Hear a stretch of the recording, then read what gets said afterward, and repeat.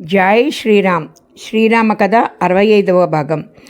మూలం శ్రీ వాల్మీకి మహర్షి రామాయణం. సంకలనం మఖ. అప్పుడు దేవతలు నాగమాత అయిన సురసతో, సురస దక్షిణి కుమార్తె, చూసావా తల్లి, హనుమ వచ్చేస్తున్నాడు. నువ్వు ఒక పెద్ద రాక్షసి వేషంలో వెళ్ళి అడ్డంగా నిలబడి మింగేస్తానని భయపెట్టి ఆయన సామర్థ్యాన్ని పరీక్ష చేయి అన్నారు.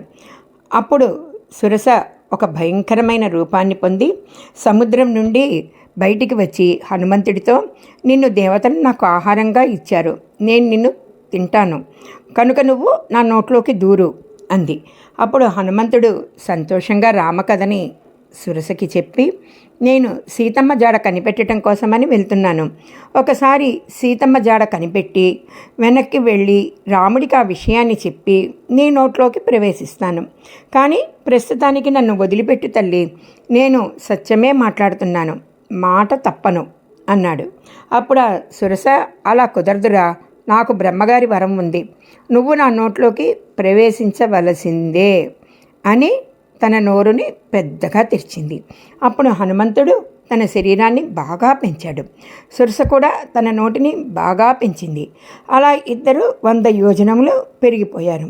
అప్పుడు హనుమంతుడు బొటనవేలంత చిన్న పిల్లవాడిగా మారి ఆ సురస నోట్లోకి ప్రవేశించి బయటికి వచ్చి, అమ్మా నువ్వు చెప్పినట్టు నీ నోట్లోకి వెళ్ళి వచ్చేసాను, సరిపోయింది కదా, ఇక నేను బయలుదేరుతాను అన్నాడు. బుద్ధి బలం రానిది రాముడితో సీతమ్మని కలిపినవాడు హనుమ అనే ప్రఖ్యాతిని నువ్వు పొందువుగాక అని సురస హనుమంతుణ్ణి ఆశీర్వదించి పంపించింది. అప్పుడు హనుమంతుడు సురసకి ఒక నమస్కారం చేసి ముందుకు వెళ్ళిపోయాడు.